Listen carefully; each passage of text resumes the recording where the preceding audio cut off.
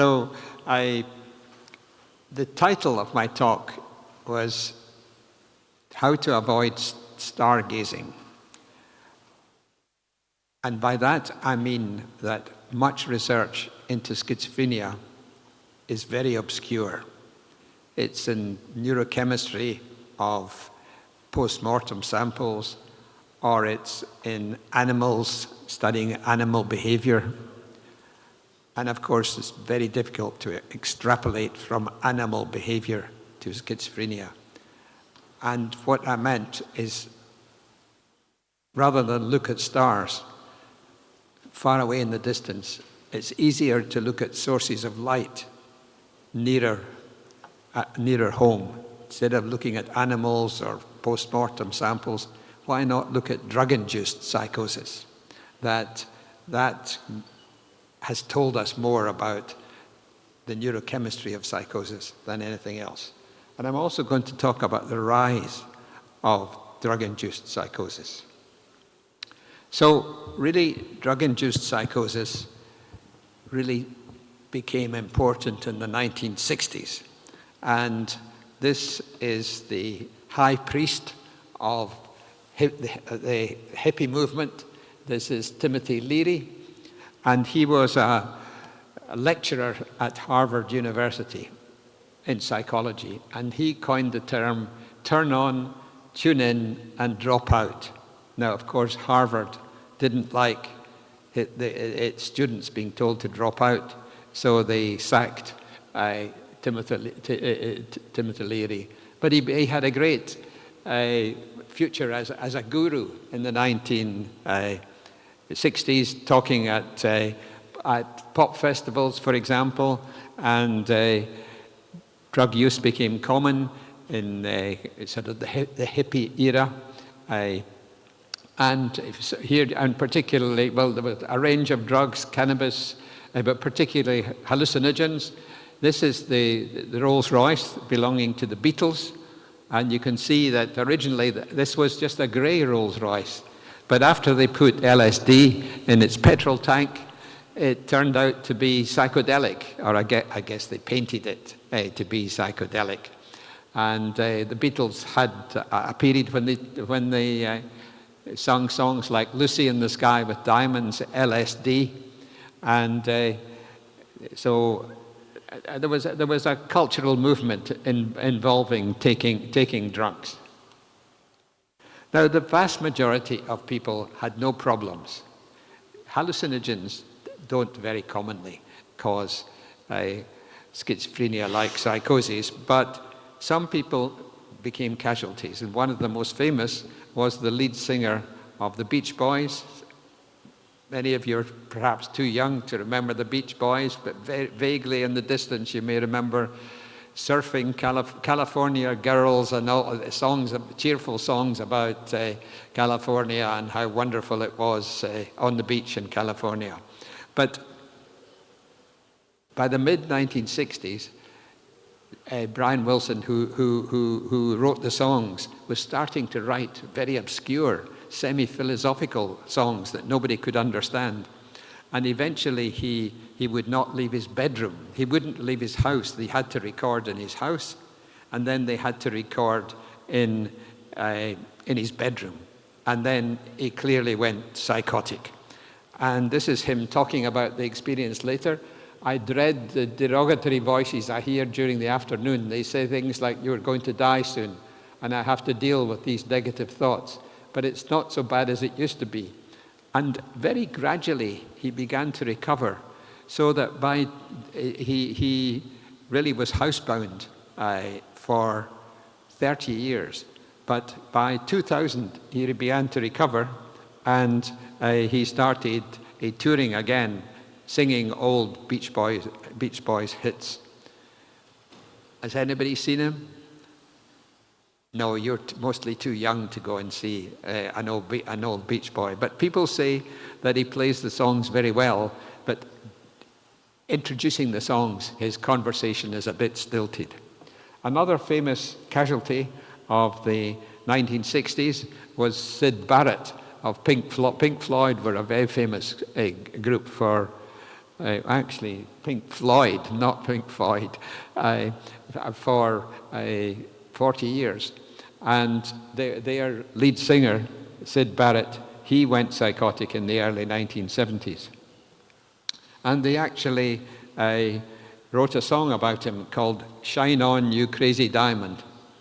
And actually there's a sad story that the remainder of the band were rehearsing in the late 1970s when in wandered a homeless man from the street. And they thought he was just a poor homeless man. They didn't recognize him. He was all bearded and dirty, and it turned out that this was Syd Barrett. So he never, unlike Brian Wilson, he never recovered. But this was just a few. And since then, you know that now and again, pop singers take drugs and go psychotic. But the majority of people manage to take drugs and don't come to any great harm.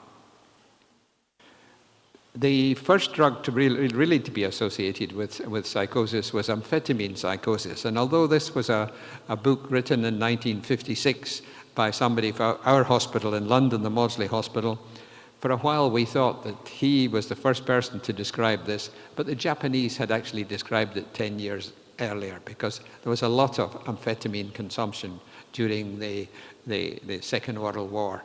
The army gave it to the soldiers and to the pilots.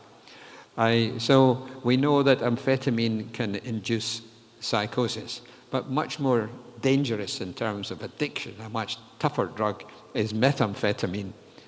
So this is, I'm still sticking with amphetamine. This is an extraordinary study done in 1972 when Griffith took normal volunteers and gave them amphetamine, healthy volunteers, gave them amphetamine until they went psychotic. And so you can see that everybody went psychotic over 5 days. Some were psychotic within the first day, but others survived until the 6th day when they had a much bigger cumulative dose of amphetamines. But he showed that everybody in the sample had the capacity to go psychotic. So there was a lot of interest in amphetamine. And of course, amphetamine and its effect, well-known effect on synaptic dopamine, gave rise to the dopamine hypothesis of psychosis, that increasing your synaptic dopamine made you more likely to go psychotic, and blocking dopamine with antipsychotics or neuroleptics, as they were called in these days, tended to make you better. I have only seen 3 cases of methamphetamine, but I have supervised a thesis with 163 cases, because this was work done by a Taiwanese psychiatrist who came to me and said he would like to do a study on methamphetamine psychosis. And I said, that would be great, but we couldn't, where would we find the cases? And he said, how many hundred would you like? And so he collected 550, I think, methamphetamine addicts, of whom 163 were psychotic. And you can see that this just looks like schizophrenia, that they had auditory hallucinations, over 80%, delusions of persecution, delusions of reference, visual hallucinations. They had a thought disorder too. It's not on this slide, but many people, when they take methamphetamine, also have a manic. So the combination of mania and paranoia can be very difficult to treat. And of course, how it was taken at that time was in what's called crystal meths, by people taking these crystals and then heating them and inhaling they evaporate. So methamphetamine gradually spread from the Far East. So here it was.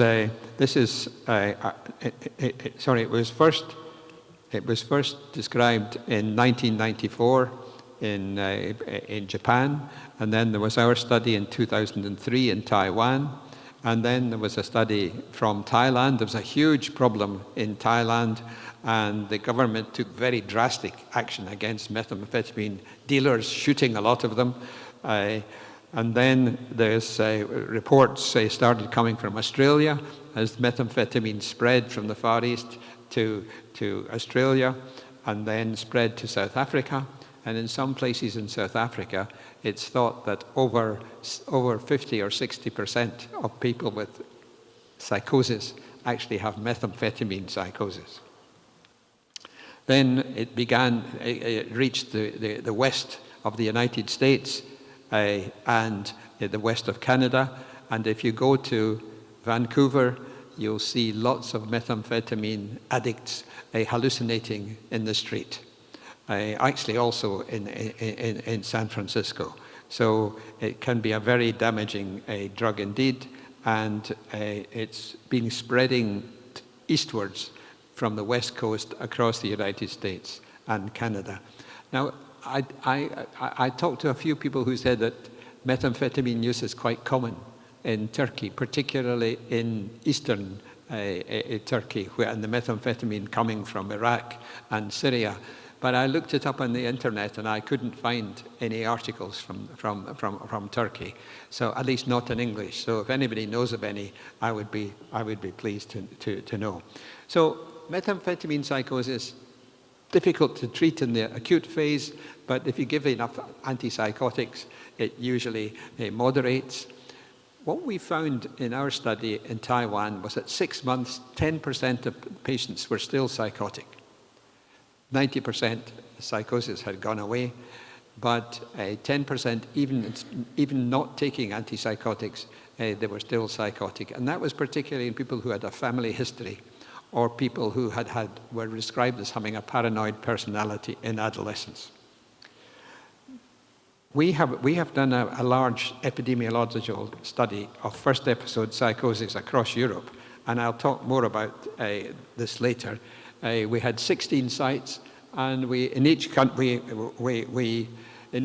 of the 5 countries, we had a large city and a smaller city. London and Cambridge, we had Paris and a more rural area. We had Amsterdam and a more rural area. We had five places in Spain and 3 in Italy. And one of the things we looked at was methamphetamine use, or excuse me, amphetamine and methamphetamine, and to some extent mixed in with cocaine use, but cocaine use was not so common. And this is just to show that if you take this here, this is the odds ratio for being psychotic if you're taking daily methamphetamine. And you can see that this is the unadjusted. So, but some of these people were also taking cannabis. So if you look at the adjusted rate, it goes from the odds ratio goes from about 6 down to about just over 3. So people who were taking methamphetamine and cocaine didn't seem to make much difference. But one of the interesting things was that if you looked at the first episode psychotic people, 7.9% of them had taken stimulants in the last year, as opposed to 3.8% in controls. Now you can work, if you have these kind of data, you can work out the population attributable fraction. That is the proportion of psychosis which would not have occurred if people had not used stimulants. And overall of Europe, it was 3.5%. It reached 5% in Holland, but it was hardly not important at all in Spain, where it was 0.5. But 3.5% of all the psychoses across Europe were attributable to methamphetamine use in the last year. But interestingly, the population attributable fraction for lifetime use of amphetamines or stimulants was 7.6. So why would that be? Why would it be that using amphetamines over the lifetime would seem to be accounting for more psychosis than using amphetamine in the last year? Well, there's a very interesting study from Montreal by a lady called Isabelle Beaulieu and Choki Benlafat. And what they did was to take normal individuals. I think they took 10 normal men, and they gave them amphetamine on days 1 and days 3 and days 5. and they measured dopamine release in a PET scan with raclopride at, say, day 1, and then at 14 days, and then they did it a year later. So at 14 days, so they found that, of course, the amphetamine caused locomotor activity and disinhibition, and it also caused release of dopamine, and that was on day 1. But then at day 14, they found that there was a bigger effect, that the dopamine system had been sensitized, so the same dose of amphetamine actually produced a bigger effect. And so they thought, well, after a year, we should just check up and make sure things have gone back to normal. But actually, even though the subjects had not taken any amphetamine over the year, when they gave them amphetamine again at 1 year and measured the response to the amphetamine, it was even greater. So they had shown that if you give 3 doses of amphetamine to a person, 1 year later, the dopamine system is still sensitized. And I think this may account for why lifetime use seemed to be important. You can imagine there might be a young man who, in fact, I can think of a young man who went psychotic when he was 25. And I said, did you ever take any drugs? He said, yes, when I was 17 and 18, I took lots of amphetamines. But then I met this girl, and she said, I'm not going to go out with you if you're taking these drugs. So he stopped, and he was fine. But then actually she left him when he was 25, and he went psychotic. So the question is, would he have gone psychotic at 25 if he hadn't taken all these amphetamines when he was 18? Did he somehow sensitize his dopamine system so when an adverse life event came along 6 years later that he went psychotic? We don't know, but it is a possibility. Other drugs which induce psychosis, I'm not sure if anybody knows what this is. Anybody recognize this? Anybody ever had this? This is cat. And cat, spelled K-A-H-T usually, is chewed in what we call the Horn of Africa. So in Eritrea, in Somalia, in northern Kenya, in Ethiopia, and also in the Yemen. And you get these leaves of a tree. Here is an expert. This is me chewing cat, or pretending to chew cat, rather. So I have these cat leaves, and you take the leaves and you chew them, and you have to chew them for hours. So people in the Horn of Africa, they chew these, and they have a stimulant effect. And so people who are maybe working through the night, or they're working out in the fields with hard work, they chew this cat to give them a stimulant effect. And the reason for this is that the cat includes, the active ingredient is cathinone. And this is an amphetamine-like stimulant. Now, if you do it in moderation, you don't come into any harm, but if you do it too much, you go psychotic. And some very clever Israeli chemists realized they could take this cathinone and make it into a dance drug. So what they did was to take the cathinone, and then they methylated it. Actually, they methylated it twice. So it was methyl-cathinone, which became known as MM-cat, or in Britain it's called meow meow, because they thought this is a cat, so we call it meow meow. So if you go, it's not so popular now, but 10 years ago, people would go to a dance, an all-night dance, and they would ask for meow meow, and so they would get cathinone. And sometimes they would go psychotic. Not very commonly, but there are some nasty cathinones available on the internet. There's now 60 or more available. And they by fiddling with the molecule, a whole range of different drugs have been produced with varying likelihood to produce psychosis. But in London, our problem is not Well, we have some use of cathinone amongst the Somali population in London, but our big problem is with cannabis. We don't have a big problem with amphetamines. So just to remind you, cannabis comprises of lots and lots of different cannabinoids, but the two principal ones are tetrahydrocannabinol, or THC. This is a partial agonist at the CB1 receptor. Remember, we all have an endocannabinoid system, and the cannabinoid receptor, there's CB1, cannabinoid receptor 1, which is mostly in the central nervous system, and there's also a CB2, the receptor, which is more peripheral.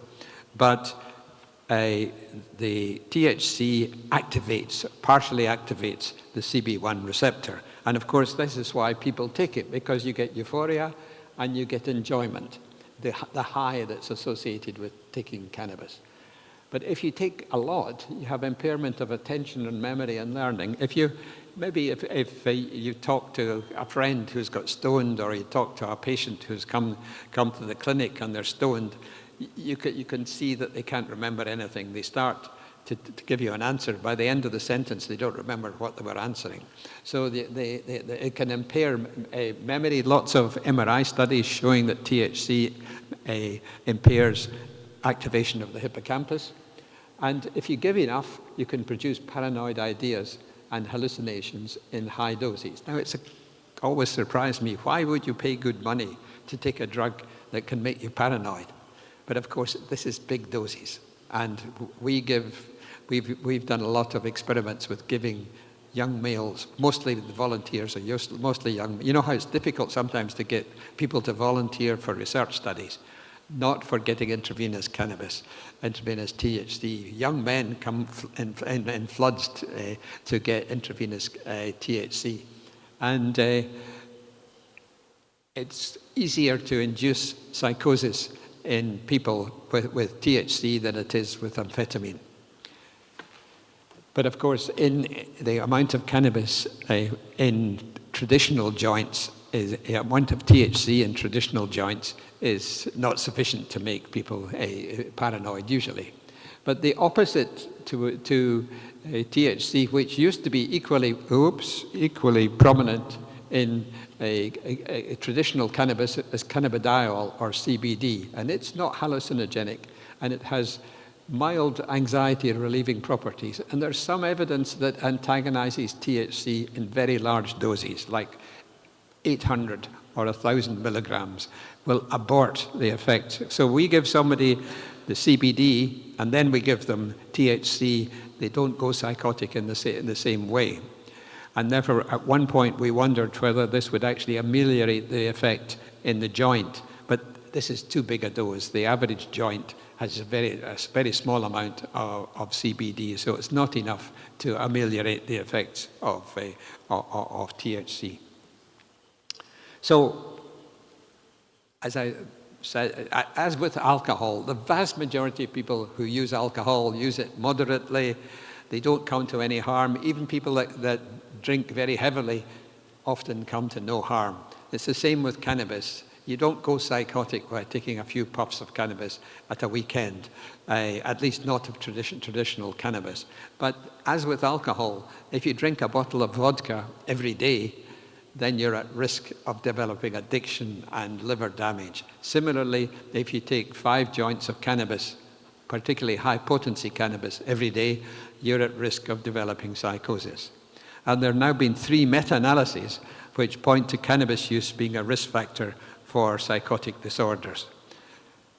This is work by my colleague Evangelos Vassos, and so along here is the proportion, how much individuals had been exposed to cannabis, and each of these lines is a study. And here is the odds ratio for being psychotic. So here are people who have either never used cannabis or the 20% who used the least cannabis. And here are people who had the 20% who had the most cannabis. And if you look at this study, you can see that, well, there was a very slight increase in the risk of psychosis. This is Tien in 1990. And at that time, cannabis was quite weak. It was not potent. in the United States. So there was only a modest effect. This is London in 2012. And you can see that the effect in the heavy users was much greater. The odds ratio was now nearly 8. But on average, the odds ratio was about 4. So there's now lots and lots of studies showing an association between cannabis use and psychosis. So for a long time, well, for about 10 years, there was an argument, maybe they're taking the cannabis because they feel bad and they're trying to treat their symptoms, and there's no evidence of that. But what there is that if you do prospective studies, you know, how did they prove that tobacco caused lung cancer? They took young people, divided them into those who smoked cigarettes and those who didn't, followed them up for very, very many years, and of course it was the ones who were smoking cigarettes who developed cancer. And there've now been 5 studies, prospective studies of cannabis, and shown that if you divide young people into those who smoke cannabis and those who don't, it's the ones who smoke cannabis who are more likely to develop psychosis. People also said maybe they're taking amphetamines or other drugs at the same time, but you can exclude these and you still get a positive effect. So I think it's now accepted that cannabis use can induce psychosis. The question is, how commonly does it do so? Is it a rare occurrence, or is it common enough to actually have an effect on the incidence of psychosis in different countries? So I come back to the EU GI study, which I showed with amphetamines and stimulants, which looked at the 5 different countries, the 16 different sites across Europe, and sadly, Turkey is not one of them. But say you're thinking of your holidays, you're thinking, well, I've had enough of the sun. I would like to go somewhere that's more rainy or not so hot. Why don't I go somewhere in Europe? And you think, well, I'm a psychiatrist, I see psychotic people every day. I'd like to go somewhere where I won't see much in the way of psychosis. Where would you go? Well, you wouldn't go to London, because the highest incidence of psychosis, this study, we trained everybody to diagnose psychosis in the same way. In each centre, there was a circumscribed area where we tried to get every case of psychosis. Then they were all interviewed with a diagnostic instrument called the present state examination. So we tried very hard to standardize the way in which psychosis was diagnosed. And you can see that the highest incidence was in London, 61 per 100,000. Amsterdam and Paris were quite high too. And in Northern Europe, all the textbooks say that psychosis and schizophrenia are commoner in big cities than in the country. And this was the case in the UK. Here's London, here's Cambridge, much lower. Here's Amsterdam, here's Leiden, much lower. Here's Paris, here's rural France, much lower. But look at Southern Europe. Southern Europe is quite different. First of all, the incidence of psychosis is much lower. Think of somewhere like Barcelona. Barcelona is a big city, and its rates are 12 per 100,000. Or look at Italy. Bologna and Verona are middle-class cities in prosperous middle-class cities in northern Italy. Palermo is a big city, over 1 million people in Sicily, with a lot of poverty and a lot of crime. And yet the incidence of psychosis there is much lower. My wife is actually from Sicily, and she says, I did a very silly thing moving from Palermo to London. I increased my risk of psychosis 5 times. So far she's okay, actually. But it's remarkable that the incidence is so much lower in Southern Europe than it is in Northern Europe. Now, there are various possibilities. Could it be sunshine? Could it be Mediterranean diet, which of course is popular for all sorts of theories? Could it be, what do Italians and Spanish people have that people in the UK and Holland don't have? It's the Pope. Could it be that the Pope is protective? That the Pope stops people going psychotic? No, it's unlikely. But maybe it could be families, because family structure is still much more preserved in Italy and in Spain than it is in Northern Europe, and it's easier to become socially isolated. Again, my wife says you cannot become socially isolated in Sicily, in Palermo. Social intrusion is the problem, but you can easily become socially isolated in the northern cities. So maybe that's a contributor. Another contributor is migration. Now, this was done in 2012, before the big migration across the Mediterranean. So things may have changed. But of course, migrants have a higher incidence of psychosis, and migrants have been coming to the northern cities for a long time. But what about cannabis? So, sorry, this is... So this is 11 of these, 1, 2, 3, 4, 5, 6, 7, 8, 9, sorry, 9 of these. So we didn't have cannabis data for all of the centers. So this is the adjusted psychosis incidence rate, actually in grey. So here again, it's highest in London and in Amsterdam and Paris. We took out migrants, so this is just native British, native French, and so on. And this is my wife's study, Marta De Forti's study in the Lancet Psychiatry in 2019. And you can see that the prevalence of daily cannabis use tracked the incidence of psychosis pretty well. The correlation was astonishing. It was actually 0.8. And the one area where there wasn't such a good correlation was Madrid, where there was quite a lot of cannabis use. But the cannabis used was quite old-fashioned, traditional. It was not potent. The most potent was in London and Amsterdam. So again, if you worked out the population attributable fraction, if cannabis had not existed across Europe, there would be 12%, and assuming it's causal, there would be 12% less psychosis, rising to 32% in London and to 50% in Amsterdam.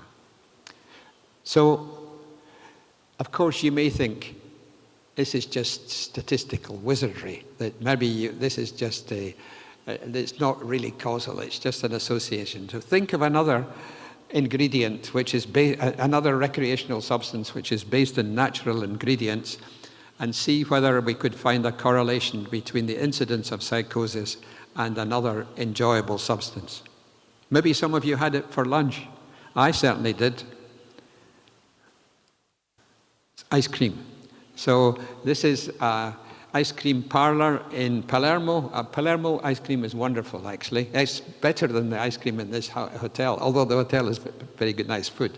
But this is Mr. Franco, whose ice cream parlor it is. This is my godson and his mum, and here am I. And so amazingly, you can get data from the manufacturers of consumption of cannabis across Europe. So we got that data and we tried to correlate it. Do you think there'll be any relationship between ice cream consumption and psychosis? You're asleep? Somebody said no. Wrong. There is a relationship. There is an inverse relationship. So here again here is the incidence of psychosis, highest in London, Amsterdam, and Paris. And here is daily ice cream consumption. In London, only 5% of people have an ice cream every day. In Madrid, it rises to 50. Madrid and Barcelona, it's 15 to 20%. And in Palermo, over half the population have an ice cream every day. They actually commonly have it for breakfast. You can get ice cream in a roll, which they call a brioche. So, is ice cream protective? I mean, some of you are you still using antipsychotics here? You should be sending your patients to the ice cream parlor. See if this is better for them. No. This is a statistical chance, isn't it? It's just that by chance, the places where teenagers, well, maybe places where teenagers are still hanging about the ice cream parlor, they're not taking much cannabis. So what we really need is a proper replication of cannabis and psychosis in another setting. So this is what we've done. This is a study called Intrepid 2, which looked at the incidence of psychosis in a rural area near Chennai in India, and in Ibadan in Nigeria, which is a big city, and in Trinidad in the Caribbean, which is much wealthier than these two areas. This is the poorest area. Here, about 50% of the population were illiterate. And so again, this study, we have spent a lot of time training workers and making sure we could get the whole population and diagnose recent onset psychosis. This is work particularly by Craig Morgan. And so here is the incidence of psychosis out in JAMA Psychiatry last year. So this is Kachnipuram is rural India. And you can see the incidence about 20 per 100,000. So that's a bit like the Mediterranean centres. And here is Ibadan, which is lower, actually, 14 per 100,000. And here is Trinidad, which is 59 per 100,000. Actually, Trinidad, half the people are of African origin and half the people are of Indian origin. And it's particularly the people of African origin who have the high rates. So let's look at cannabis. So again, this is the same kind of study as you saw before for Europe. Here we have in black the adjusted psychosis rate, and again low in India and in Nigeria, and high in Trinidad, especially the African Trinidadian population. Here is the cannabis consumption in the general population, and you can see low in rural India. This is rural India. Urban India, it would be higher. Rural India, up a wee bit in males in Nigeria, but up spectacularly in Trinidad, especially in the African Trinidadian, male African Trinidadians. And particularly in Europe, our average THC concentration in cannabis is about 15%. In Holland, it's about 25%, and also in Trinidad, it's about 25%. It's just been legalized, actually, in Trinidad. So this is really a replication of the European study. So that's geographic changes, but what about within the same country? If patterns of cannabis use change in the same country, what happens? So this is Denmark. And this is Denmark has wonderful registers. You can follow the incidence of psychosis or schizophrenia. And here you can see it seemed to actually get lower in the 1970s, and then it sort of started going up from 1992 and continued to go up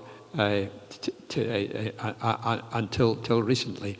And this is what they call the population attributable fraction for cannabis use disorder.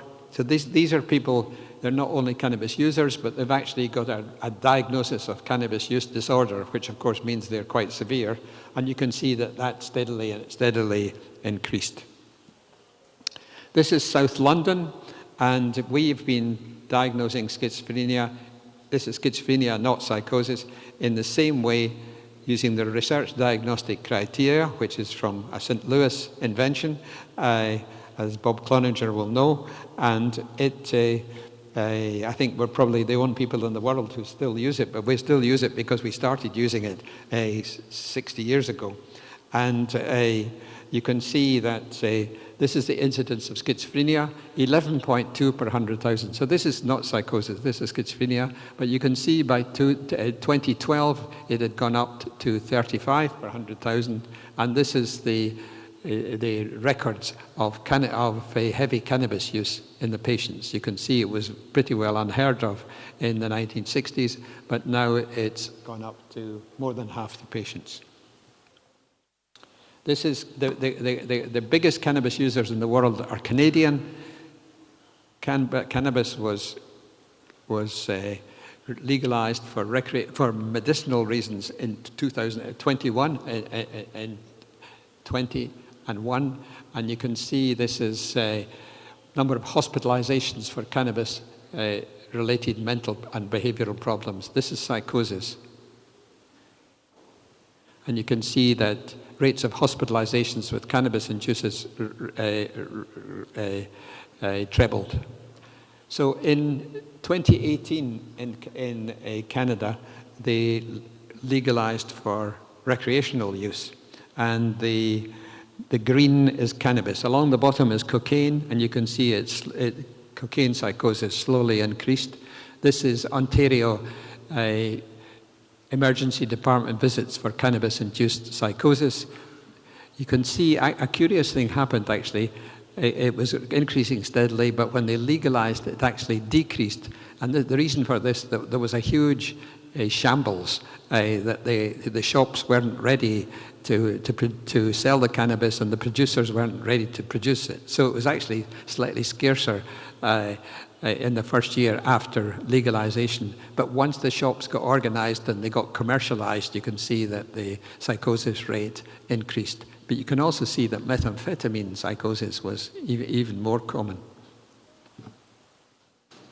So I don't think we have anybody from California, but this is what you would meet in Colorado or California. As you went down the highway, you would see big billboards saying "Flower to the people." Do you want marijuana delivered to your home? Can you get marijuana delivered to your home in Turkey? Yes? No, you can certainly in London. I mean, it's illegal, but you can get it. If you're smoking cannabis every day, you want to be smoking a particularly good type. So this is everyday cannabis. And we know that cannabis use, cannabis potency, and cannabis use disorder and psychotic symptoms have all increased in those states which have legalized cannabis. Not in adolescents, but in adults. There's now a race to more potent forms of cannabis. THC, which we think of high potency as about 15%. In Holland, you can get up to 60%, but in places like Colorado or California, you can get 60 or 80% in these different forms, up to over 90%. And here is what's been happening to the average THC. So you can see in traditional cannabis, it's come up to about 16%, the same as in the UK, but this is edibles, where they concentrate, or edibles and other concentrated forms of cannabis. You can see that the average THC is now over 60%. So this is like when humans discovered you don't have to just drink watery beer. You can actually distill alcohol, and instead you get vodka or whiskey. So obviously it has you can become alcoholic by just drinking beer, but it's a lot easier with vodka. So let me just conclude. Will legalization and commercialization of cannabis use increase the incidence and prevalence of psychosis? I don't think legalization for itself is that important. I mean, I think education is more important than anything, but it seems to be more, it's the commercialization. This is the US cannabis retail sales. We're now in 2023, and it's about 35 billion legal sales, but this is estimated to go up to, I think, about 55, 60 billion. And who is making this money? Who are making these investments? Well, hedge funds are putting lots of money in, but there are people with empty factories because people are not smoking so much tobacco. So British American Tobacco and Philip Morris, the makers of Marlboro, they've realized that one solution to their problem of empty factories is to get into the cannabis industry. So they've been investing in cannabis. So I think it looks like wherever legalization occurs with no constraints on commercialization, then cannabis use and potency go up, and cannabis-related psychosis goes up. But it's particularly the commercialization. You go to somewhere like Toronto, you'll find 3 times as many dispensaries for marijuana as you will find Starbucks or McDonald's. So it's become a huge industry. So I'm going to stop at that point, and we'll have one last slide. And just to say, if you've enjoyed this conference by the sea, and you like the sun and the beach and the academic content, you can also come to our annual conference in Palermo, which is where, from the Maudsley Hospital, we collaborate with the doctors in Italy to run this Mediterranean Forum. So you would be very welcome. So thank you for listening.